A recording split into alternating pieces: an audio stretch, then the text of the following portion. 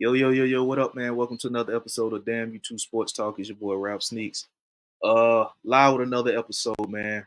I think it's episode 12, 13, episode 12. Um, bring you some NFL action. A lot of stuff happened. Um, a lot of stuff been going on in the NFL over these past few weeks. I'm continuing with the breakdown of the divisions. I already did the NFC East and the NFC North. On this episode, we're gonna break. I'm sorry, not the NFC, the AFC East and the AFC North.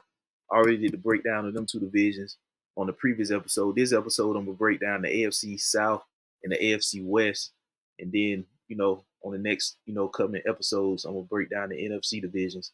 But yeah, man, like, share, subscribe to the content. You want to head over to the social media platforms, follow me, subscribe. YouTube is Damn You Two Sports Talk. Subscribe over there, or either you can go to the bio in the IG page, click the link, subscribe. That way, it's over there. Damn underscore YouTube underscore Sports Talk on IG. If you're on X or Twitter, then it's Damn YouTube Sports Talk, whichever one you still use to call it, whatever, X, Twitter. But who the hell calling me during my live stream? But yeah, man, let's get straight to it. AFC South, AFC West divisions. Let's start with the AFC South. You got the Indianapolis Colts, who finished third in the division at 9-8. They had a big loss.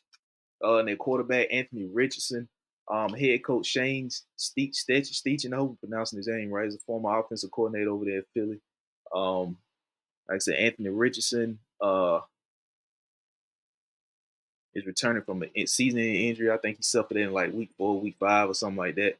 But he's back. They drafted the first defensive player in this year's draft with the 15th pick. It's the defensive end out of UCLA.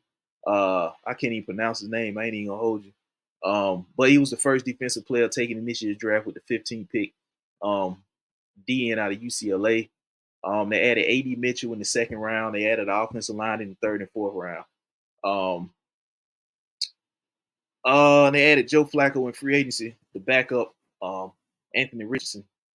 Insurance in case Anthony Richardson go down with another injury, even if it ain't season ending, it's a lengthy injury that he may go down with. And then they brought in Joe Flacco. Joe Flacco, of course, came in with Cleveland last year, kept them afloat, got them into the postseason. They didn't go far when they got there, but they got there.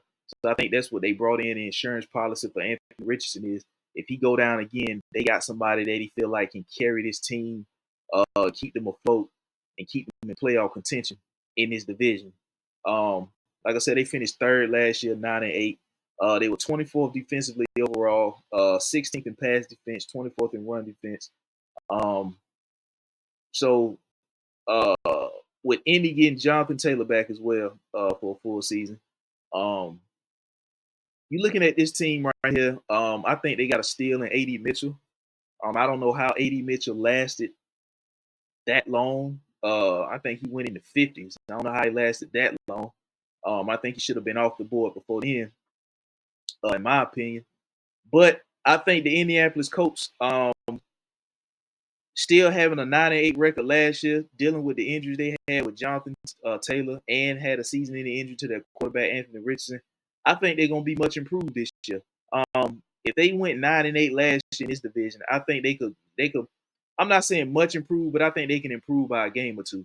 I think they can win 10 or 11 games this year if they don't take a step back. I think they need to show up the defense.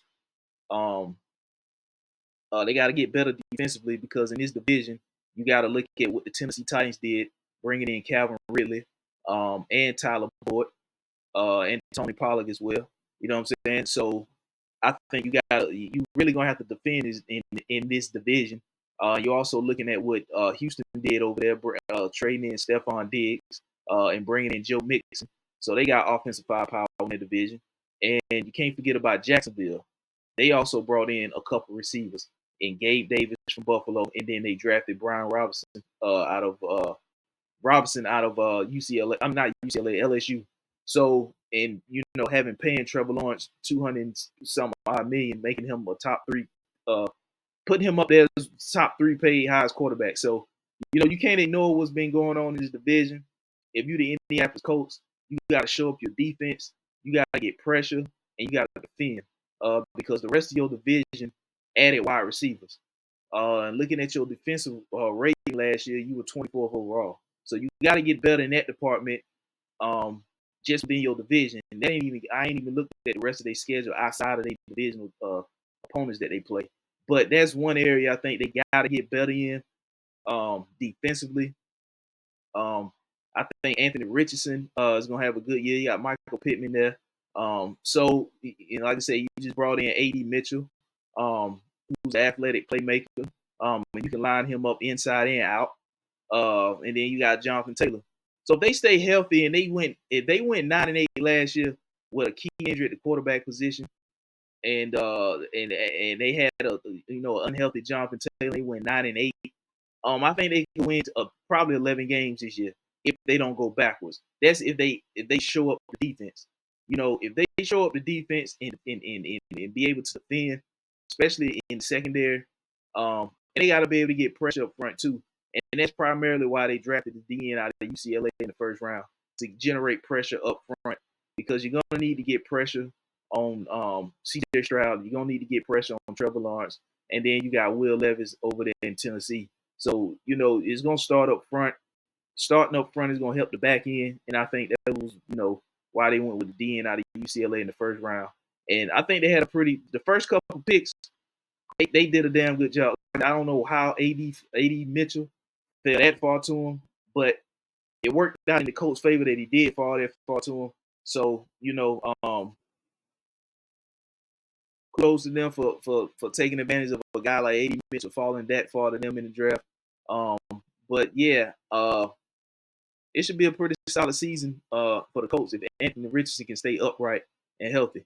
Let's move on to the Jacksonville Jaguars. They also finished 9-8, second in the division. Head coach Doug Peterson. Trevor Lawrence, 5-year, $270 million contract, making him a top 3 paid quarterback in the league. They also inked Tyson Campbell, 4 years, $76.5 million deal. We're looking at free agent additions. Let's see. Darnell Savage, Ronald Darby, Eric Armstead, Mac Jones is a backup, Gay Davis, and then Devin Duggar. I think what they're going to do is they're basically going, in my opinion, what they did, because I don't really like exactly what they did in the draft. And I understand they drafted Brian Thomas first round out of LSU, and then they went with D tackle. They got defensive back Jerry Jones out of Florida State, and Jordan Jefferson, another D tackle. I think what they should have done, in my opinion, is they should have drafted. They should have addressed the secondary, because you had some receivers that fall to them. They didn't address the secondary into the third round. And I just mentioned about this division. You're looking at what Houston added in Stephon Diggs. You look at what they added in Stephon Diggs to what they already had in Tank Dell, Nico Collins, and Dalton Schultz. And they brought in and added Stephon Diggs and Joe Mixon, who can also catch it out the backfield. Then you look at Tennessee.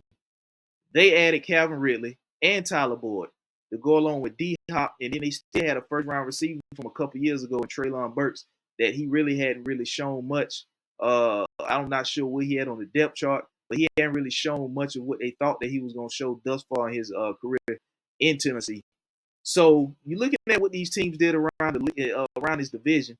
I think if you Jacksonville, you should have addressed secondary. That should have been a priority in your first round pick.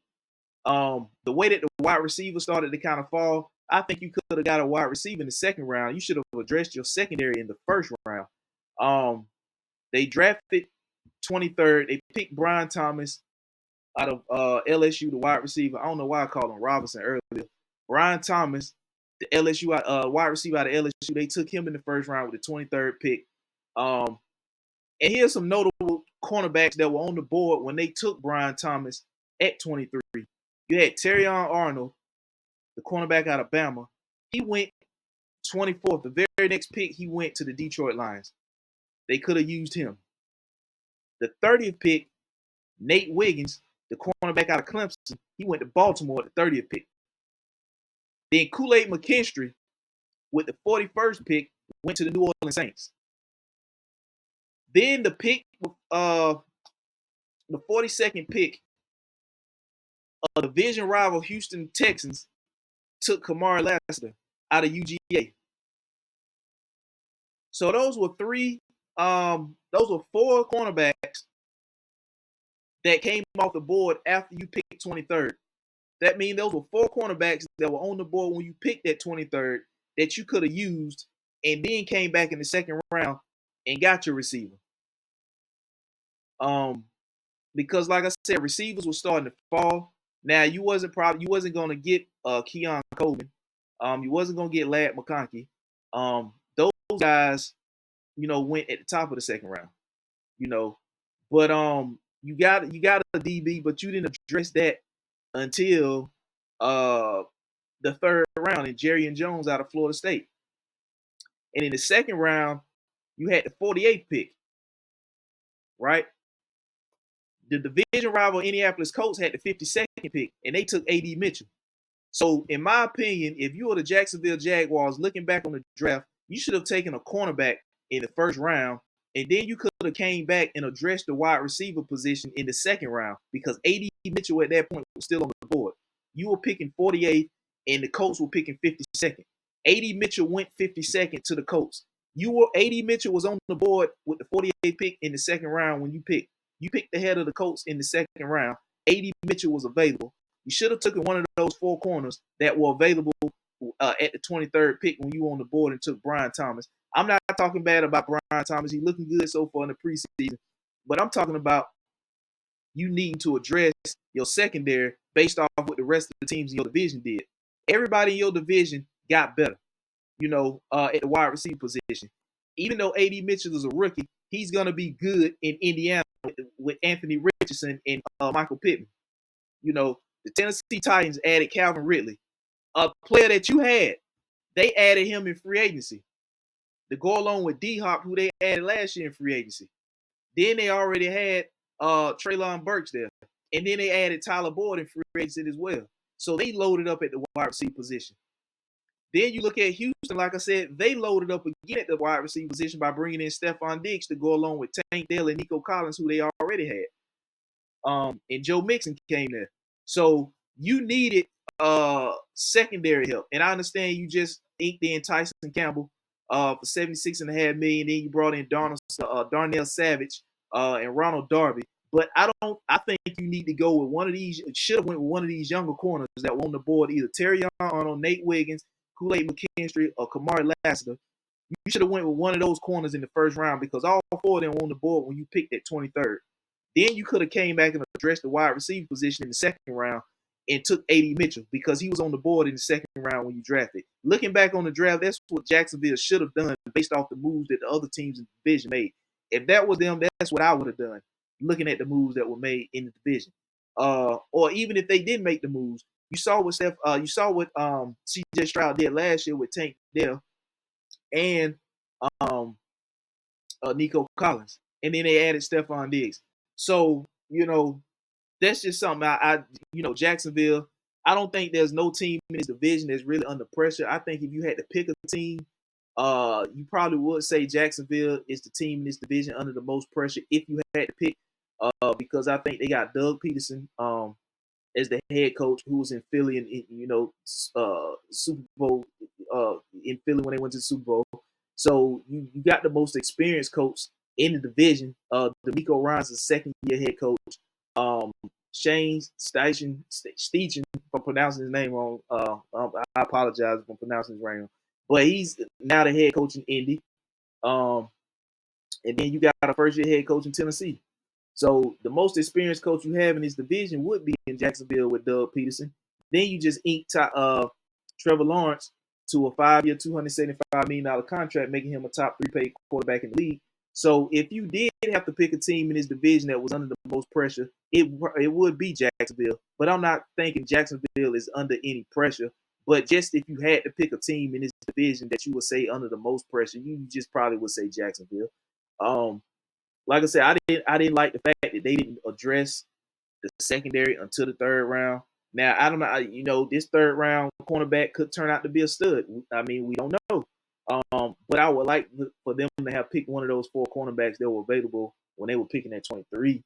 And I mean, I understand you still got tight end Evan Ingram there, but I'm thinking that this team here is going to rely more on a Trevor Lawrence in his offense to win games. This team, defensively, this team right here in Jacksonville, their defense is going to rely heavily up front on Josh Allen and Trayvon Walker.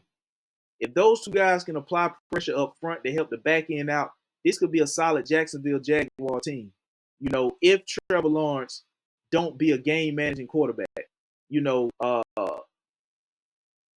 Trevor Lawrence and the Jacksonville Jaguars, I remember they had it come from behind winning the playoffs against the LA Chargers. I think they were down like 20-something going into a half, and then they came out in the second half and ended up coming back winning that game against Justin Herbert and the Chargers.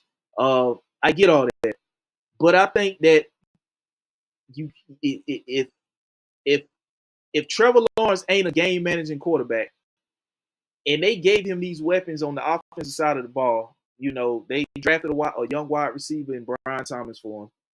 They brought in Gabe Davis, and Christian Kirk is still there to go along with Evan Ingram your tight end Evan Ingram. If he can't be a game managing quarterback. He has to be one of them quarterbacks, especially getting paid $275 million, being a top 3 highest paid quarterback in the league. I get all that. In the quarterback market, I get all that. But he can't be a game manager type quarterback. He's got to be one of those quarterbacks that takes over, not just manage the game. You can't do that. And you got Travis Etienne down there and Tank Bigsby. You can't do that if you Trevor Lawrence. You got enough weapons down there. You got enough offensive firepower for you to make something happen, you being the quarterback, not just manage the game. You know what I mean?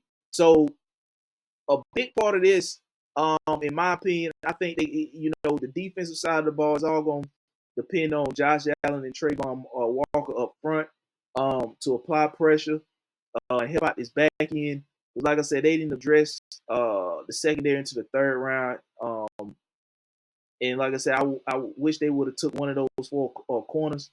And all those guys, especially Terrion Arnold and Nate Wiggins, I've seen the most of them in the preseason. Then I've seen them Kool-Aid McKinstry and Kamari Lassiter.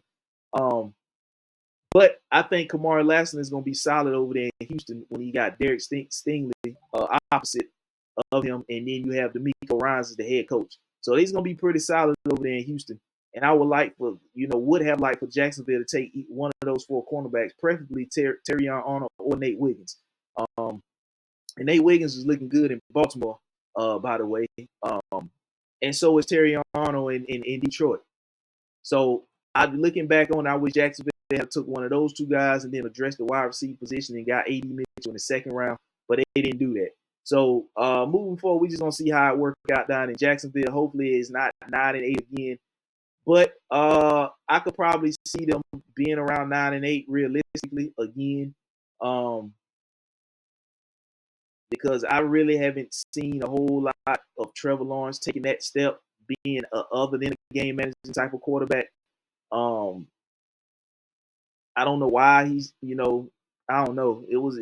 People were already saying that when he came out of Clemson, this is what he was going to be in the NFL. But they still got a solid team over there in Jacksonville. Hopefully they can stay healthy, because I like what they, offensively, they got the pieces offensively to make some noise.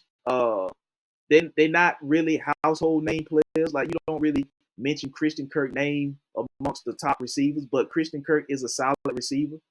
And he fits Jacksonville. That was a good pickup, bringing him in over there from Arizona. That was a good pick. But let's see what Jacksonville do. Hopefully it's better than 9-8. Even though they went 9-8, they finished second in the division. So that wasn't wasn't bad at all. I think they could be better. I think they could have drafted better and went with a cornerback early in the third round. But moving on to the Tennessee Titans, who finished 4th in the division, 6-11. Brian Callahan is the head coach over there now. He was previously the offensive coordinator in Cincinnati. Looking at what they lost Derrick Henry to the Baltimore Ravens. They drafted offensive lineman J.C. Latham out of Bama with the first round pick. Tavonte Sweat, D lineman out of Texas. Cedric Gray, linebacker out of UNC. They added those guys in the draft. Like I said, they lost Derrick Henry to the Baltimore Ravens. Looking at what they added, like I said, Calvin Ridley. They made the trade for cornerback L'Jarius Sneed from Kansas City. Brought in Tony Pollard, Lloyd Cushenberry, and they also brought in Quadri Diggs and Jamal Adams. Ridley signed 4 years, $92 million over there. I'm not sure what the hell is going on with Caleb Farley. They drafted him in the first round. I think he was in like 2021 or 2022 draft. I want to say 2021 draft.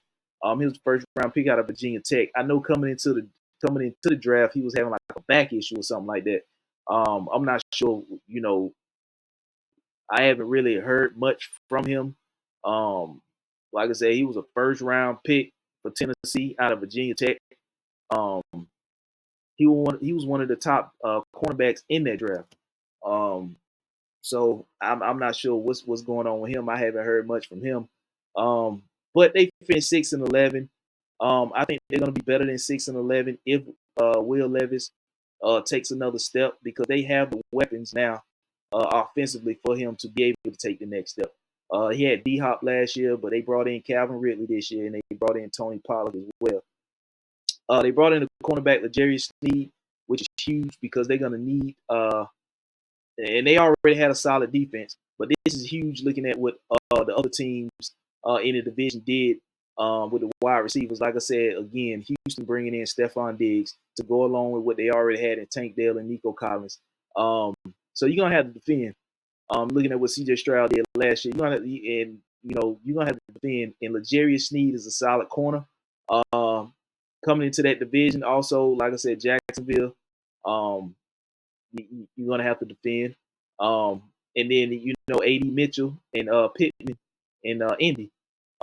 So that was a solid pickup, and the defense was already pretty stout, pretty solid over there in Tennessee. I think Tennessee could be a sleeper team.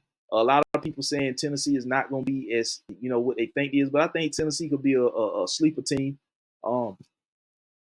Bringing in an offensive guy like Brian Callahan from over there in Cincinnati. The OC, he was previous OC in Cincinnati, so bringing him in, first year head coach. I'm not expecting them to run away, but I'm expecting them to be better than what people think they're going to be. I'm expecting them to be better than 6 wins. I think they could win about 9 games, if healthy, and I think it's going to be more of them playing solid defense to help out a young Will Levis. Not that I'm saying Will Levis is garbage or nothing like that, but I think that when you're a young quarterback, if you can get a lot of help from your defense, that's huge. And it kind of takes a lot of weight off of you offensively, being a young quarterback like Will Levis. And if you got a stout defense in what Tennessee has, and it got better when they brought L'Jarius Sneed over there, I think the defense could help the offense out. And if Will Levis take the next step, the offense could help the defense out, and this could be a solid team. It could be a sleeper team. I think the first game of the year, if I'm not mistaken, they are going to be playing Chicago. If I'm not mistaken, I think it's Chicago. I think. So I expect them to be better than 6-11, even with a first-year head coach. I expect them to win probably 3 more games, get 9 and 8, have a winning record. I don't expect them to be below 500, unless they have injuries. And I don't wish injuries on nobody. I want to see everybody healthy. You know what I mean? But it's part of the game. So yeah, man, I'm expecting Tennessee to be much better, much improved. Not much improved, but improved. Better than 6 wins, better than a 6-11 record. So I'm gonna give them 9 wins in that division. I haven't seen a schedule, but this is just all off the top of my head. I'm gonna give them, they 6-11. I'm gonna give them 9 wins. And like I said, they could be a sleeper team. in that division that nobody's really talking about. But I think they could be a real solid team over there in Tennessee. Moving on to Houston, they won the division at 10-7 last year, made the postseason. D'Amico Ryan's second season as the head coach. Like I said, they drafted Kamari Lessman in the second round out of they didn't have a first round pick. Took Kamari Lassiter in the second round out of Georgia. Blake Fisher, the offensive lineman, in the second round out of Notre Dame. And Kalen Bullock, third round safety out of USC.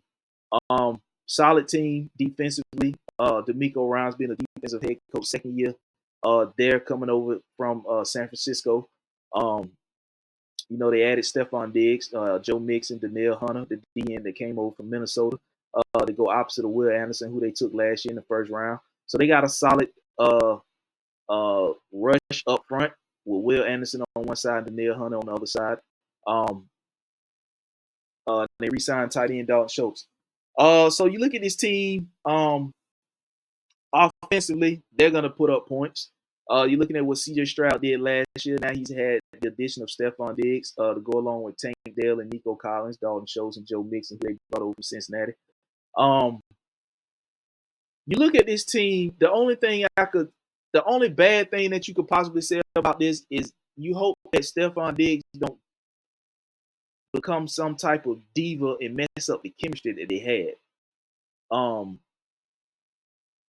Sometimes adding a player like Stephon Diggs, who needs the targets and wants the targets, it's kind of hard to take targets away from guys like Tank Dell and Nico Collins, seeing what they did last year in the chemistry they had with C.J. Stroud. So sometimes it's kind of hard to work a guy in like Stephon Diggs because you had a good year last year with those other guys. And it's kind of hard to take targets away from those other guys and give them to Stephon Diggs. And I know they didn't trade for Stephon Diggs to not give him targets. They didn't just bring him over there just to use him as a decoy. They're going to use Stephon Diggs. But it's going to be hard for a young quarterback to figure out, and I ain't saying it can't be done. It's just going to be hard to do, to figure out taking away targets from guys that got us this 10-7 record last year, that I built good chemistry with last year, that are growing with me on my level going into my second year. It's hard for me to take targets away from those guys and give it to a guy like Stephon Diggs. And I know they didn't trade for Stephon Diggs not to throw him the ball. They didn't just trade for him to become a decoy. They traded for Stephon Diggs to use him, but it's going to be hard for a young receiver to take targets away from guys who I built chemistry with last season, who got us a 10-7 record, who helped get us in the postseason last year. During my rookie year, it's going to be hard for me to go towards a guy that's feisty and needs his targets and wants his targets and will voice his opinion when he don't get them. Because we seen him and Josh Allen in Buffalo on the sidelines. Now, we don't know what was said, but we seen them kind of several times having like a heated exchange on the sideline. We've heard Stephon Diggs have feel some type of way in post-game interviews. We've seen that. So if you bring that in over there with a young quarterback in C.J. Stroud, who he seems to have great chemistry with when it comes to Nico Collins and Tank Dell, just insert that into the mix and take away from those guys that you had great chemistry with last year during your rookie season. So I hope that don't come in and be an issue for this team. It was a good addition, but the ego side of it, I hope it don't interfere and mess up the chemistry of that offense, what they had going last year with C.J. Stroud. But if you look at this team, they're going to be real stout defensively. Like I said, Will Anderson on one side, Danielle Hunter on the other. Then you got Jimmy Ward, Derek Stingley. You just drafted Kamari Lessman out of Georgia, and Desmond King is there. So you're going to be solid defensively. You're going to be a damn good team. I'm expecting this Houston team to probably win 11 to 12 games. If hoping that C.J. Stroud don't hit this sophomore slump, and which I don't think he will, but hopefully he don't. They won 10 games last year, and they had some injuries along the way. They didn't have any significant injuries where guys missed a ton of time, but they had injuries like everybody else where guys missed some time, and they still went 10-7 and won a playoff game. So you look at this team. I mean, just to turn around from what his team was after they lost D-Hop to Arizona. Then they went and traded away Deshaun Watson, J.J. Watt leaving. You know, you look since then to what his team is at now, it's been a quick turnaround. And I think bringing in D'Amico Ryans was a good hire last year. They gambled. They took C.J. Stroud after Carolina took Bryce Young, and then they traded back up and got Will Anderson with the very next pick. That's why they didn't have a first round pick this year, because they used it last year to get trade back up to get Will Anderson after the very next pick after they selected C.J. Stroud. So it's kind of like D'Amico Ryans came with a game plan. He already knew what he wanted to do.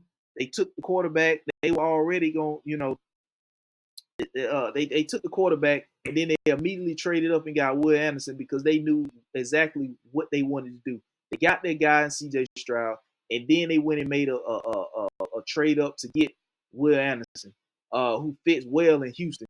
And then they made another good move, bringing in Danielle Hunter this offseason to go opposite. So they got some veteran press. They got two guys up front that can generate pressure and get after the quarterback. One being a younger Will Anderson, and the other one being a more veteran Danielle Hunter. So that was a good mix of young player, veteran up front that could get the job done. And like I said, this division, this is the best team in this division, in my opinion. I'm expecting them, like I said, to win 11, maybe 12 games this year. They went 10-7 last year. I haven't seen their schedule, but they did a nice job of additions this offseason. So I can't say nothing bad about Houston other than the fact that it's once they get in the playoffs, they got to take that next step in the playoffs because this will be a playoff team. They just got to take that next step in the playoffs with a second-year head coach in D'Amico Ryans. And you can't take nothing away from Houston and what they did. And it was a short turnaround. Nobody really thought Houston was going to be this good this soon with bringing in D'Amico Ryans being his second year. But what they did, C.J. Stroud and Will Anderson back-to-back picks in the same draft. So, that was a quick turnaround, and it helped them. And they both look good. Will Anderson looked good last year as a rookie, and C.J. Stroud looked good last year as a rookie. So they both going into their second year. And I think they set themselves up nicely for the future. So, we didn't expect Houston to be this good this soon after the loss of Deshaun Watson, D-Hop, J.J. Watt, and all that, and, and all that other stuff they had going on down there in Houston. We didn't think they were going to bounce back this soon, especially with rookie head coach last year. We didn't see that. Nobody saw that. So kudos to Houston, D'Amico Ryans, and the job they doing down there in Houston. You can't say nothing bad about them. I expect them to win the division again this year. Like I said, 11, maybe 12 wins. So, like I said, the next step for this team is just to take the next step for Houston is to take another step in the playoffs. And I get it. It's a tough AFC. It's tough in the AFC, but I think they got enough to make some noise in the playoffs. I understand you got Baltimore, where you got the AFC North, Baltimore, Cincinnati, Pittsburgh, Cleveland. That's a tough division in itself. So whatever team or teams come out of that division, that's going to be tough. Then you always got Kansas City to look at. Then you look at, the Jets this year and the Dolphins. You look at those teams. So it's a tough AFC, but I think this team, is definitely going to win this division. Like I said, 11, 12 wins. Make the postseason. They should win. They just got to take that next step once they get into the postseason and go and make a deeper run into the postseason. They ran into Baltimore last year. So, things happen. Baltimore, it was Baltimore. Things happen. So, just take the next step. Hold on a second. Who the hell is just calling me? Hold on. Shut up.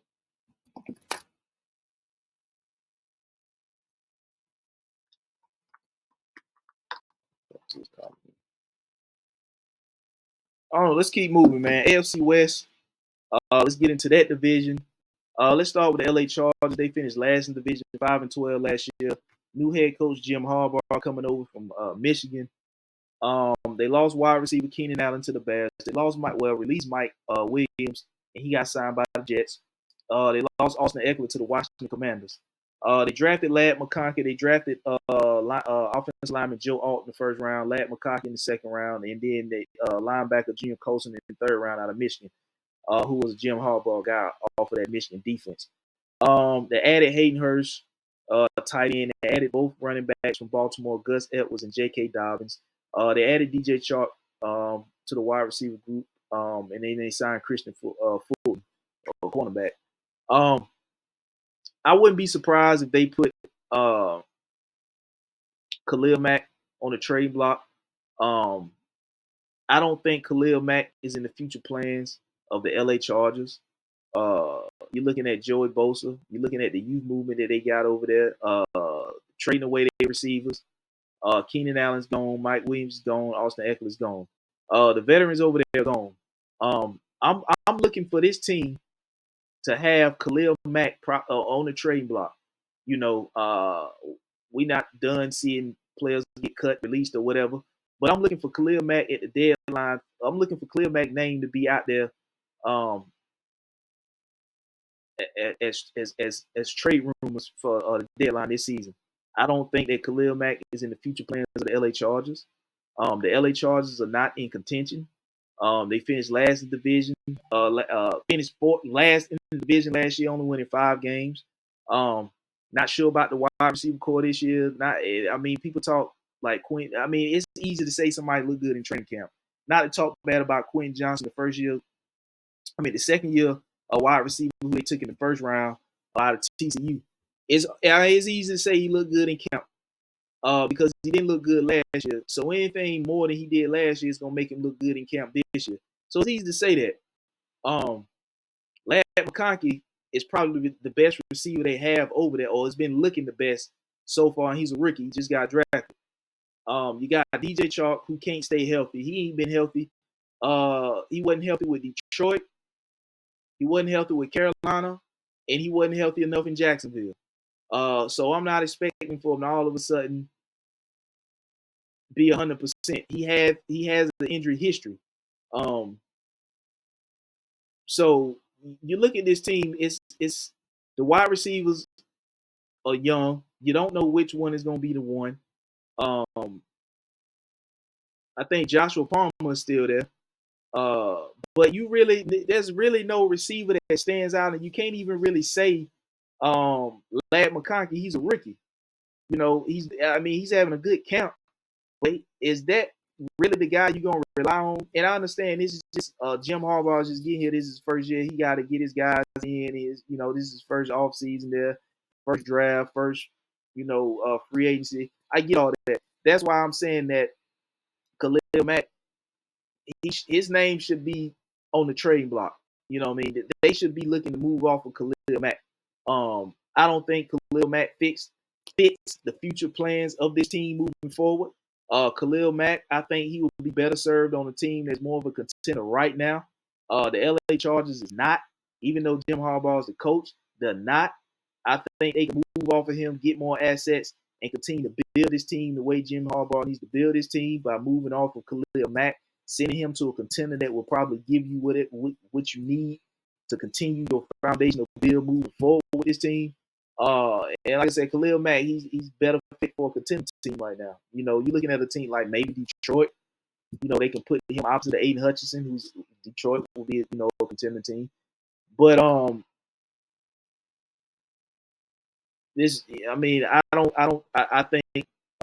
don't think they're going to be the worst team in it. I think they could probably finish third in this division.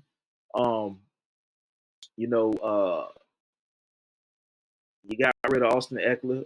You just replaced him with 2 backs from Baltimore, Gus Edwards and J.K. Dobbins. You're going to be playing Kansas City twice, Denver twice, and then you got Las Vegas twice. You're going to be playing. So I think that you probably could win another game or two. I think you're still going to be below 500, but you could be another game or two better than you were last season if Justin Herbert can stay healthy. I think what helped Justin Herbert is just spreading the ball around. You know what I mean?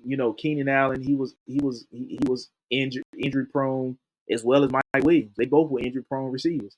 So you go from 2 injury-prone receivers to having a young receiving core, and Quentin Johnson, who had drops all last season. So hopefully you don't have that this year. And you got a good solid receiving Lad McConkey, who you took in the second round. DJ Chark, who I already said he got an injury history too. So hopefully you can just have Justin Herbert just sling the ball around to these different guys and not really have a number one guy he can focus on. I'm not saying don't build a rapport with a guy, but just sling the ball around. Jim Harbaugh's there. The team is not complete. He's just getting there. This is first year, first draft, first free agency. So there's going to be some moves made. So I don't look for the LA Chargers to really do much this season. They could win another game or two better than they were last season. I still think they're going to be below 500, but I don't think they're going to finish last in the division. Looking at them defensively, like I said, you could trade Khalil Mack, in my opinion. You got Bosa there, you got Derwin James there, Asante Samuel Jr. there. So you'll be pretty.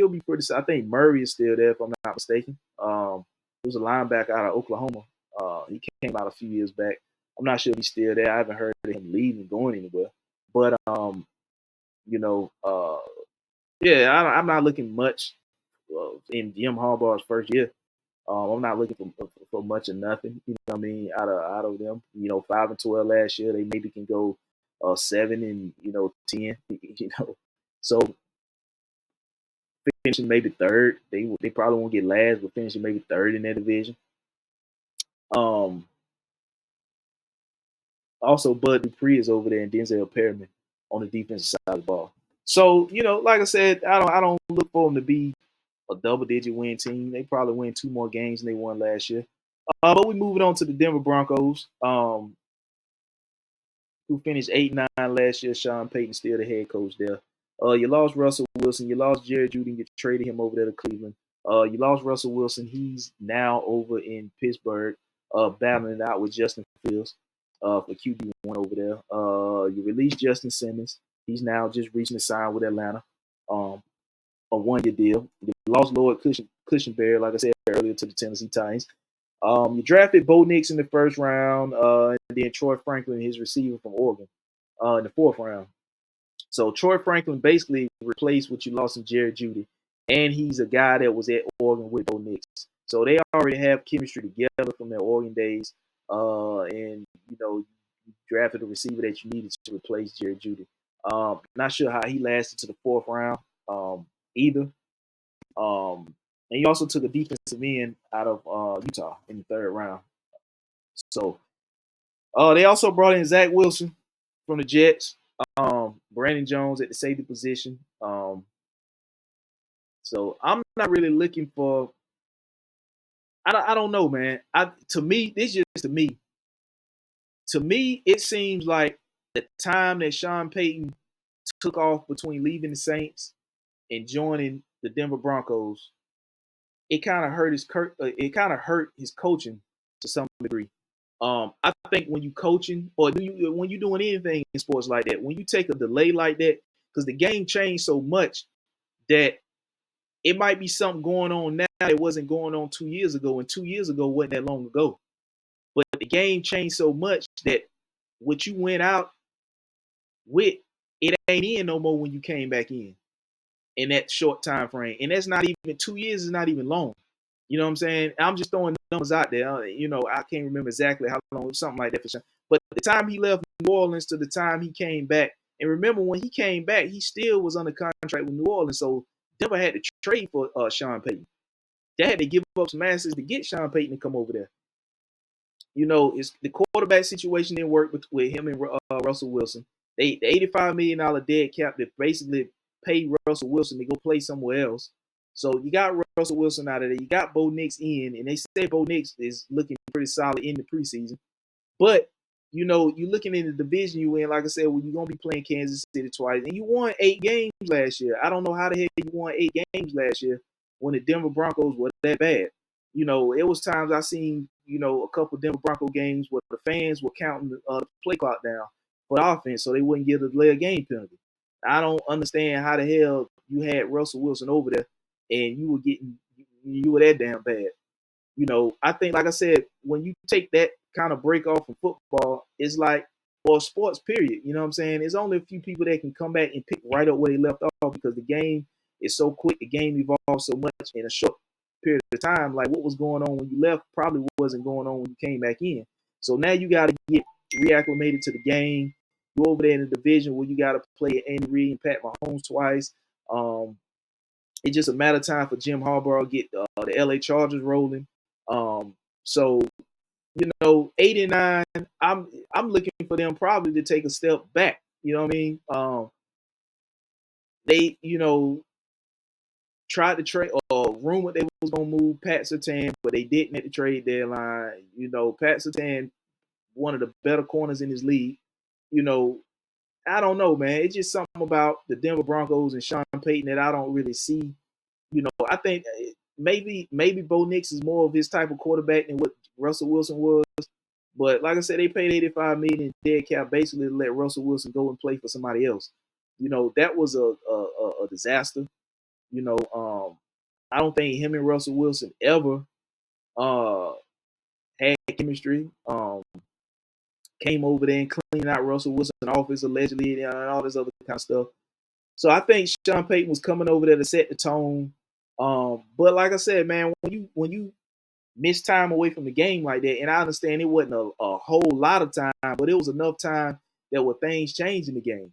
You know what I'm saying? You don't have everything at your disposal like you had when you were in New Orleans. You don't have Drew Brees. You had an aging Russell Wilson. That didn't work. You know, you didn't have a Michael Thomas caliber receiver over there. And I'm surprised that Michael Thomas is still I'm surprised that Sean Payton probably didn't bring in Michael Thomas with being familiar with him in New Orleans. But then again, he probably felt some type of way about Michael Thomas because of how Michael Thomas in the relationship between him and the Saints uh, ended. I'm not sure if that was involving Sean Payton or not, but Sean Payton was there. So, maybe that's a reason why he didn't want to bring in, Michael Thomas. Cortland Sutton was also a name that was rumored to be traded, but he didn't get moved. You got Josh Reynolds over there, Marvin Mims. You just added Troy Franklin, who you drafted in the fourth round, and Tim Patrick. That's not a good wide receiver core. That's not. You know what I mean? If Cortland Sutton, I'm not talking bad about him, but Cortland Sutton is a solid receiver. But I'm looking at Josh Reynolds, Marvin Mims, Tim Patrick, and Troy Franklin. That's not really a good wide receiver core. Maybe it's good for a young receiver like Bo Nix. But you got Jack Wilson and Jarrett Stidham there. I really don't like the way this team, this team is not really going to be much now. I'm looking for them to be like one of the top, have one of the worst three. I'm looking for them to probably be one of the worst three, top three worst teams in the league this year. Unless some drastic change over there, I don't see it, man. I just don't see it over there. Last year, that shit was ugly. Like I said, I saw a couple games last year where the crowd was actually counting down the game clock just so the offense won't have a delay of game penalty. Coming out of the huddle with 3 seconds left and all this other kind of stuff, not getting the plays in, just looking sloppy all over the place. The offense didn't look in sync. It was just all kind of shit going on out there in Denver. And I'm not even sure Sean Payton is really the coach for them, to be honest with you. That's not a team that's nowhere near contention. That's a team in which you're gonna have to build up to be a contender. And I don't think Sean Payton, coming off of having the team that he had in New Orleans and then sitting up, being away from the game for a little period of time, and then coming back to a Denver Broncos team in which it didn't work out with Russell Wilson, and now you got to go to a rookie Bo Nix and try to get it to work. I'm not sure if Sean Payton is. I could be wrong, but just based off what I saw last year and looking at what the roster looked like this year, I'm not sure that's going. I'm looking for them to finish last in the division, even though they finished third in the division last year. I'm looking for them to finish last in the division this year. I really don't see a lot of improvement that they did. Like I said, you got a couple guys over there that's solid. The Pat Surtains and the Cortland Sutlins, but overall, I don't see much of nothing from Denver this year. I'm looking for them to finish last in the division. Even though they won 8 games last year, I don't think they probably gonna win 8 this year. If they do, it'll be a miracle if they win 8 games this year. Um, so I don't look for them to do much of nothing. Let's move on. Las Vegas Raiders. Oh man, the Raiders, they finished 8-9 last year too. Somehow they finished second in the division. Um, they drafted Brock Bowers. They got an offensive lineman in the second round out of Oregon. They also drafted a cornerback in the fourth round out of Mississippi State, the Cameron Richardson. And that's a weak link for me for this team is the secondary. I think they're gonna be pretty solid up front with Max Crosby and them bringing in Christian Wilkinson in free agency and already having Tyree Wilson, who they drafted out of Texas Tech a couple years ago. I think they're gonna be pretty solid up front. It's just gonna be concerning on the back end of their defense. With Antonio Pierce taking over, he replaced Josh McDaniels after they let him go. Antonio Pierce, this is going to be his first year as the full-time head coach of the Las Vegas Raiders. You lost your running back Josh Jacobs. I don't know how it's going to be with Zamir White being the full-time back over there. Haven't seen enough of Zamir White in that type of role, but you lost Josh Jacobs to Green Bay. Like I said, you added Christian Wilkinson. You brought in Gardner Minshew. You brought in Alexander Madison out of Minnesota. Michael Gallup, you brought him in, but he retired, so you're not gonna have him. So your QB battle is gonna come down to Aiden O'Connell and Gardner Minshew. I don't like that. I think they're gonna be in the mix to definitely get a quarterback in this upcoming draft. If you ask me, I think Shedeur Sanders, they will be in a good position to get Shedeur Sanders, or should be in a good position to get Shedeur Sanders. And also, if you the Las Vegas, I don't know why I keep calling them Oakland, but you look at the offense with your Devontae Adams, Jacoby Myers, and then you just drafted Brock Bowers out of Georgia, and then you have Michael Meyer, the tight end who drafted last year out of Notre Dame. So you got two solid tight ends, a first year and a second year tight end. You got two solid tight ends. If I'm the Raiders, I would look more into moving Devontae Adams. I think what are you gonna do with Devontae Adams? Devontae Adams is a solid receiver, but look at your quarterback situation. You got Gardner Minshew and Aiden O'Connell. Now, if anybody can tell me something about Aiden O'Connell that I don't know, because I've already seen Gardner Minshew. He was in Jacksonville. He was in Indy. I've seen Gardner Minshew. So what about Aiden O'Connell is going to get this team more than 8 wins? And I think a lot of their wins last year, a lot of them 8 wins they got last year came just off of the fact that this team fought for because they weren't doing a damn thing with Josh McDaniels as the head coach. I think they wasn't feeling Josh McDaniels, but as soon as the Raiders got rid of Josh McDaniels and Antonio Pierce stepped in, I think this team started to fight harder, started to play better. And I think a bulk of them 8 wins that they got last year just came off the pure fact that Antonio Pierce was taking over as the interim coach, and they fought for him. But now that he's there for the first, a full season, first year as the full season head coach, you look at some of the guys, like I said, you lost Josh Jacobs. In your quarterback situations, Gardner Minshew and Aiden O'Connell. I think they also, in my opinion, could look to move Devontae Adams. They said he ain't gonna move him, but if you look at what the assets you could get back for Devontae Adams, and Devontae Adams probably wants to be a Raider. I get that, but at the end of the day, it's a business.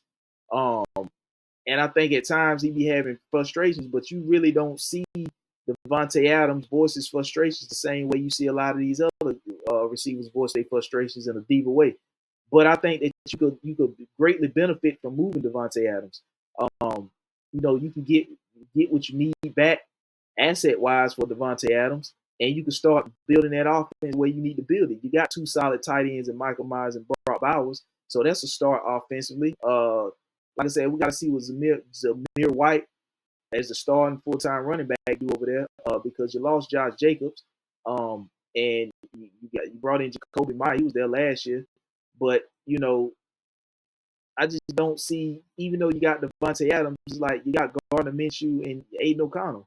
like I said, tell me something about Aiden O'Connell that's gonna convince me that they're gonna win more than 8 games this year, because they won 8-9 last year. So um, I think they will benefit greatly from moving Devontae Adams. Um, he's a veteran receiver. Like I said, that would be good for any rookie QB to come in and have. And like I said, this is going to be the prime situation for them to be taking a quarterback in the 2025 draft. If you move Devontae Adams, if you need, if you just somewhat have a season, better than expected, and you kind of playing yourself out of getting one of those quarterbacks that you desperately need, you then could use the assets that you got from a Devontae Adams trade and move up to secure a solid spot to get one of those quarterbacks.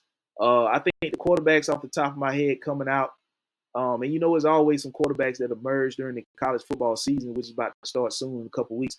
But the top quarterbacks that I know coming out off the top of my head would be, the Carson Beck from Georgia. You got Jalen Milroe from Bama. Then you got Shedeur Sanders from Colorado, and then you got Quinn Ewers out of Texas. Those are the top four that I know off the top of my head that are coming out. And if you are the Raiders, you need to secure one of those quarterbacks.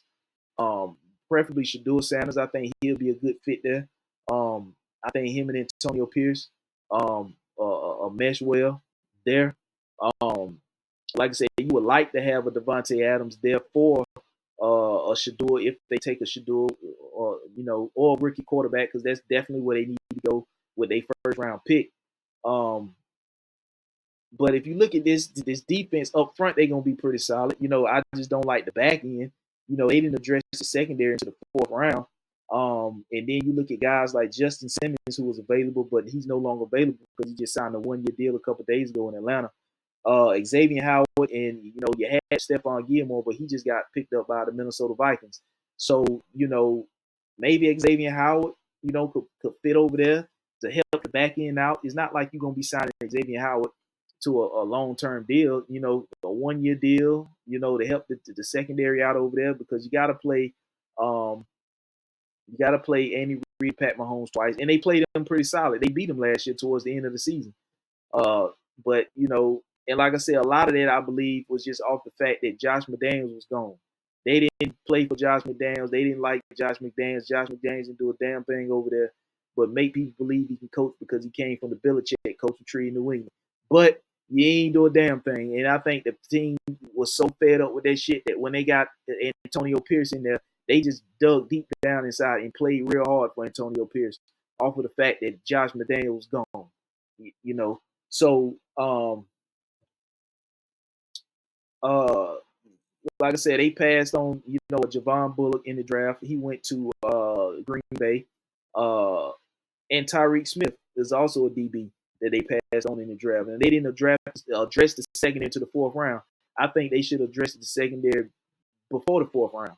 There was 3 cornerbacks off the board in the second round before the Raiders. They picked at 44.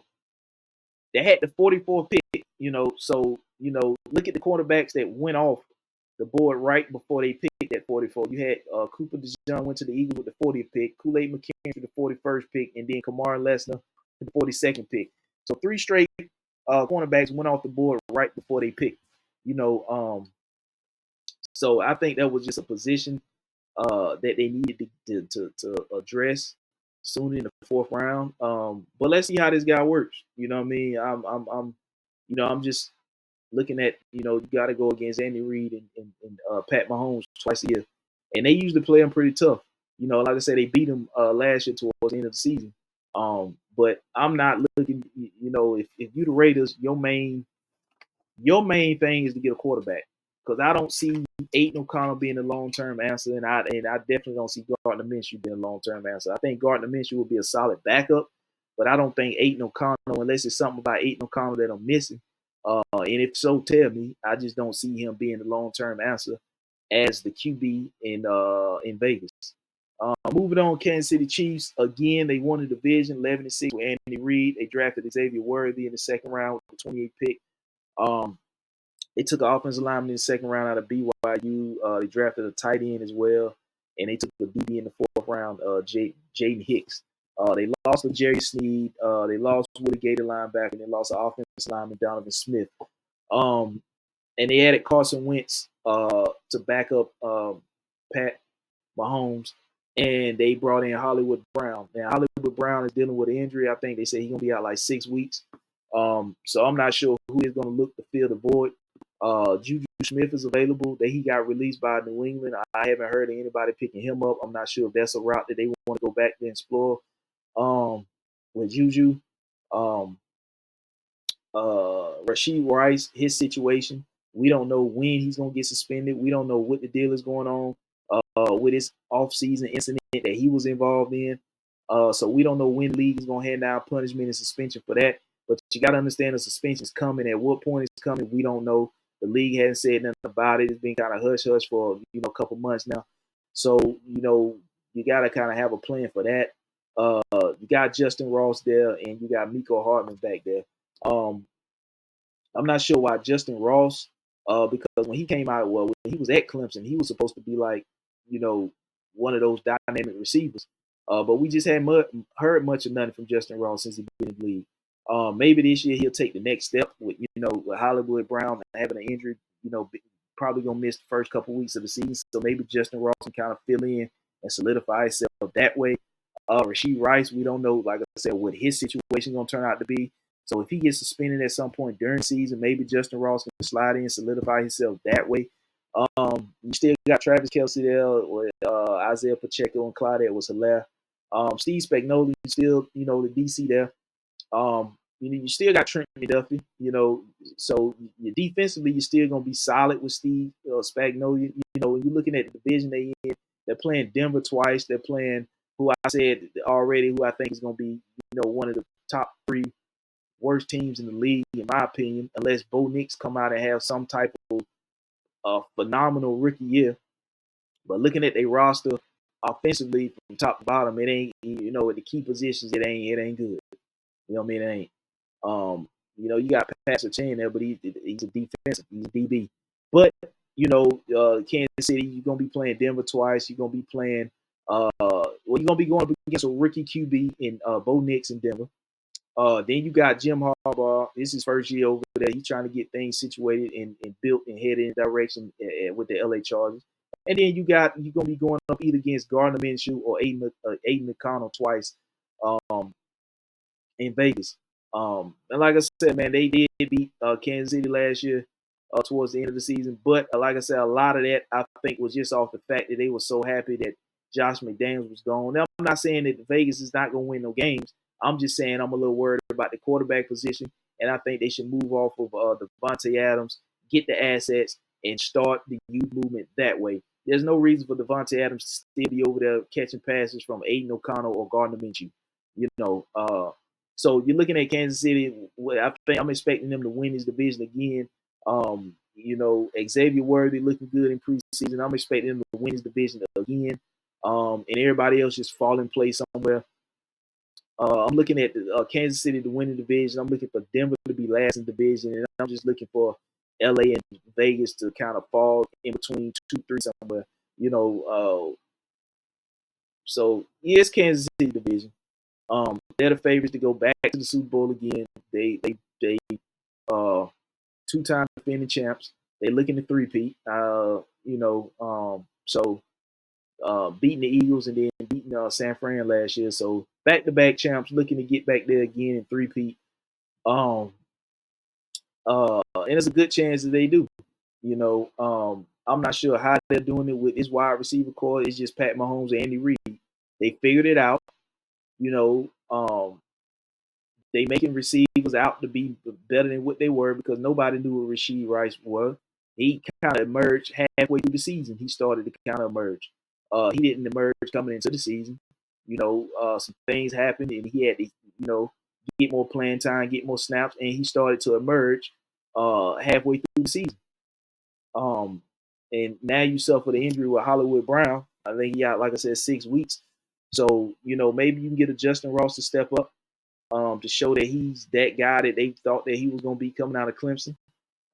Xavier Worthy, Ricky, who can take the top off of any defense with his speed.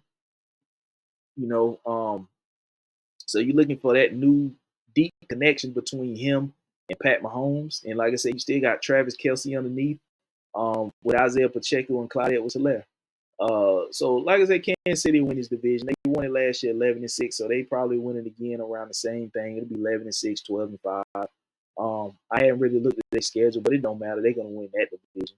They're gonna be in the playoffs. They're gonna make a deep playoff run, and they're gonna try to get back to the Super Bowl in 3-peat, which they haven't been done. So they're looking to do that, you know. So